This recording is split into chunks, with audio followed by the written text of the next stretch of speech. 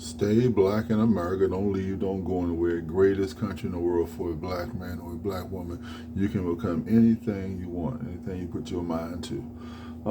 Today it's going to be people never miss the water until the well runs dry. I've seen occasions through my life, man, where parents have took care of sons or daughters and provided everything in the world they could possibly provide for them. And those sons and those daughters seem like they had the most evil thoughts toward their parents, you know.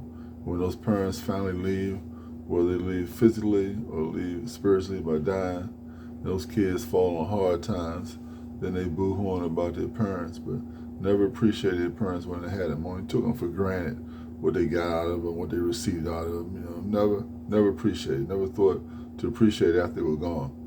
Those are the main ones you see crying at funerals, who crying, because they know the meal ticket's gone in, it's not coming back, you know, so they boo-hooing and crying the most, you know.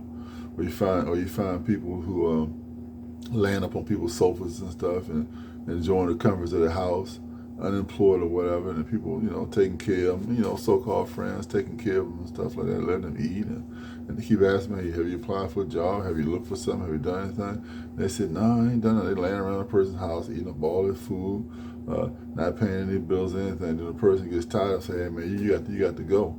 Then they catch the attitude, what kind of friend are you? If that was me, I would take care of you. I would, no, don't even say that, because if you cared about a friend and you appreciated about a friend, you'd have found some kind of job. You'd have done something for them. You'd have vacuumed or cleaned their house or washed the dishes or washed clothes or found something to do, you know, to cover your weight, instead of sitting on that sofa and watching TV and eating somebody's food up. So they tell you got to go. You got to go. You got a whole lot to say, a whole lot of cuss words to say, a whole lot of nasty stuff you come out of your mouth. But you know, when you get out there in the street, you find out who care about you. You say, well, geez, nobody else is trying to take me in. That person let me lay on the sofa for 6 months, and I didn't do a thing for him. But arguing and told him what I thought about him when they kicked me out of there 6 months later. So, you know, it's with the same thing. People never, every time something is given easy, something is granted easy, it's available, so you take it for granted. You know, it's just human nature, the fact to take things for granted, man, and not really be appreciative of what someone's doing for you or what's going on. You know, I know like people coming in the store and they were, you know, people say they're short and stuff. They want, oh man, can I bring $1 back? Can I bring $2 back? Can I bring 30 cents back? I mean, always a penny pitching, you know. And then, you know, you letting people go for the little money. You find out that, you know, they don't come back and pay. Then they come back 3 or 4 days later and complete amnesia, like they don't remember. Say, hey, you gonna pay? I don't remember borrowing money from you. Oh, I got just enough to get what I'm gonna buy. Maybe next time I'll pay you. You think to yourself, like, how much easier it would have been just to say no. So now when I come on occasion after I've been in business for so long, I just tell people no with a straight face. They look at me like, well, why you saying no, man?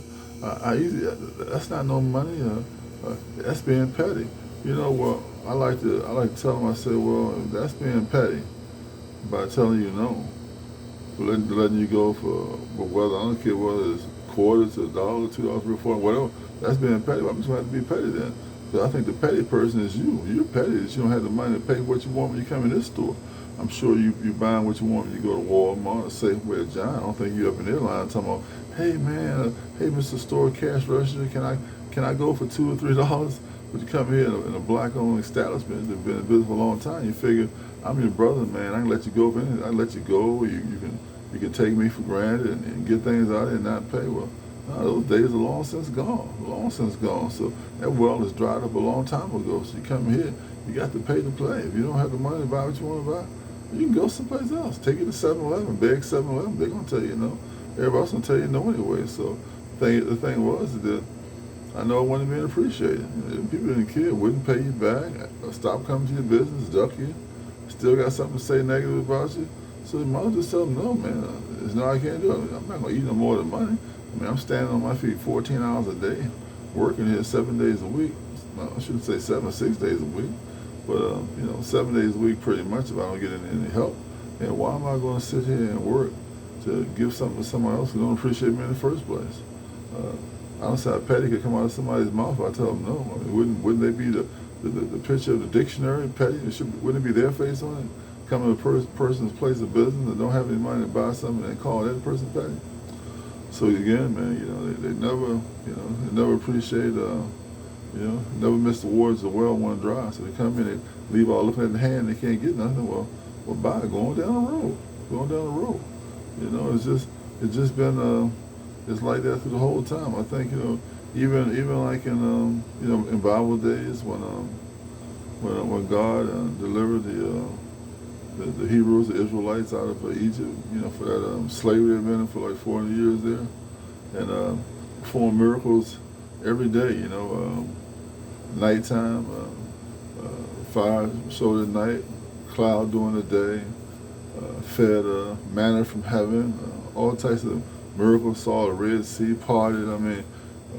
Gushing water came out of rocks. All that stuff was performed over and over and over again, miracles and things of that nature. But the people who observed them and understood the miracles still seemed to murmur underneath their mouth that it was better for them in slavery. How they could have more spices to eat when they'd been enslaved and forced working and stuff like that. And so, I guess in some cases, like you said, people can see so many miracles and fascinating things happen to get to the point where, it's commonplace to them, and they seek to appreciate it, and then when those things cease, they wonder and they cry for those things to come, and those things don't come anymore. Then, well, I guess you can look back at the fact that you did enjoy it. You enjoyed seeing a bunch of miracles, but we know that most people were 40 years in the wilderness. They never did make it to the promised land. Only a small percentage of them did. So with everything, as far as humans concerned, man, it's you never miss the well till the water run dry. They never seem to appreciate anybody or anything until they can't get that thing no more, or they can't deal with that person no more. Then all of a sudden they start appreciating something. But then it's like it's too late, and it's like too late. Human nature. So I just look at it as you gotta appreciate yourself. You gotta love and appreciate yourself. And you want to give some other kind of your heart, give it, but realize that 9 times out of 10 not being appreciated. We've given school supplies away and all kind of things away to customers coming here, and they take it, grab it, and scoop it up when they get it, and it's free. But they wouldn't think of appreciation. Same person like that, slightest little thing you do or say, they can remember or criticize that for 10 years. You give them a bunch of stuff free, and they'll forget it the next day. Forget it like it never happened. So, we've been in business long here as a family, 55 years, 1967 to 2023. So I've seen people come and go, and customers come and go, and evil people come and go. And once this guy lived around here. Name was Damien. Had a wonderful mother, had a nice little brother. He seemed like he was just flowing for evil, carrying guns around, shooting, killing people.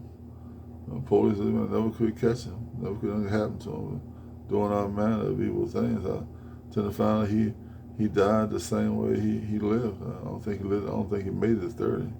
But when he was in his 20s, his mother became so weary of him and so afraid of him that she planned to move on the house. With the apartment they were living in, she had the people already put her thing in that she was leaving, never notified him.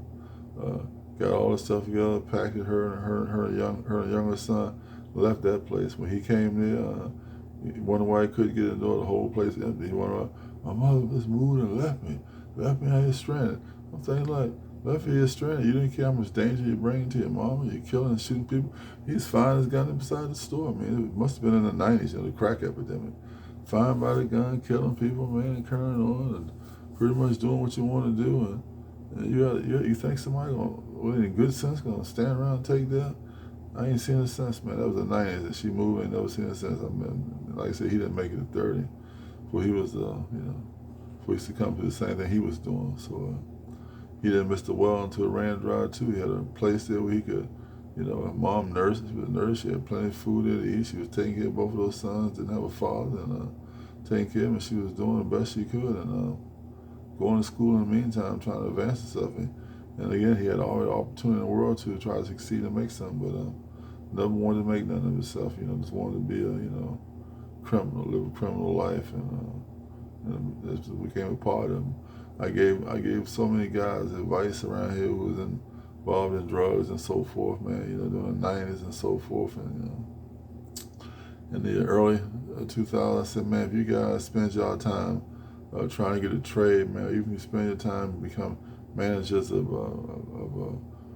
food service places, if you got a job working at McDonald's, became a manager, or Burger King, man, or Wendy's or Checkers, any place like that. I said, in time come, man, you can hire friends in there and get them involved in the business, become manager of one, maybe two stores, may possibly become franchise owner and own the store. Oh, that money's too slow. I want to make my money fast now. They flipping that crack and flicking that stuff on the street and making that money. And no sooner they make some fast money, that you got either the street criminal come and rob them or the police lock them up. Before you know it, they're 5-6 years locked up someplace. And when they get out, you got a record. Can't get no job. If someone else just dishing the drugs now, a whole nother neighborhood of criminals and came around, and all you are is just as a brother had the American dream, and then he's sitting there looking like, what's going on? And then you fall back in prison. They say 90% of people go back to prison, they locked out again, go right back in there again. So it just it becomes a cycle with them. A lot of these guys who didn't raise up with fathers in the household. Like I said, a lot of women have it kind of twisted, man. When you lay down and have sex with a guy who have no intention of marrying you, maybe had sex with some other women, had babies, and have intention of marrying them.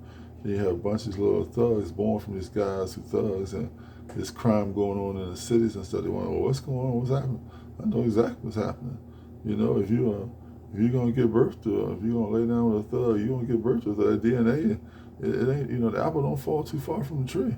So you're dealing with somebody. As soon as they get 10, 12, 13, man, they carjacking somebody, doing all kind of crime, because they're still poor, still want money, still ain't got nothing, still got the same desires. They got that same evil spirit inside them that the father had. If they never seen their father's face, all they gotta look themselves in the mirror, and what they see is a reflection of what their father was anyway. So whether they seen them or not, they in them. So again, some of those mothers can do everything they want to do, and when those kids finally, get locked up or prison or that nature, then all of a sudden they think about how good things were when they were out here. They thought things were horrible. So look, appreciate those loved ones around you. They're doing for you. Try to carry your own weight. I say this is America, man. You become anything you want to become. The bigger problems you solve, the more money you're gonna make. Make yourself a problem solver, not a problem. Again, man, free educational system we got in America. Go to school, man, learn, ask for tutors if you're slow on reading or anything, or writing. Ask to get tutors, man. Put yourself in the academic thing totally, so you can read and write, and computer age is up, man, so you can maybe learn how to program computers, man, or get a job doing that. Make yourself useful, man. Make yourself somebody, that somebody needs, somebody can depend on. Don't let it come upon when you're older now and you're not really employable to make good money. You look back and saying what you should or could have done, but when those institutions were there for you, when free education from pre-K to high school was there for you, and you wanted to drop out of school, or you went to school won't be a problem, want to fight in school or fight the teachers or disrespect the place. Now all of a sudden, everything you could have squeezed from that place is over now.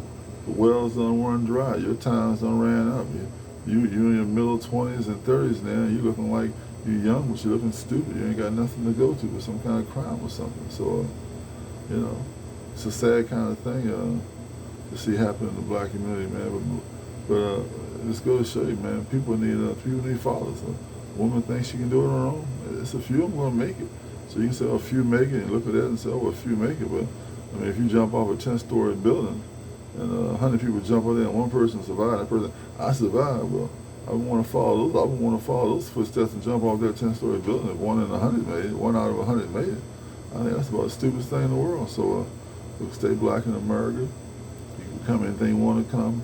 The more problems you solve, the more money you make. Don't be a problem don't be a person causing problems. Be a person solving problems.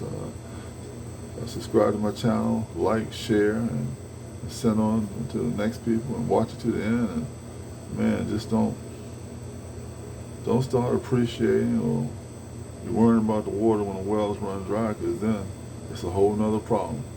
Until next time, subscribe to my channel.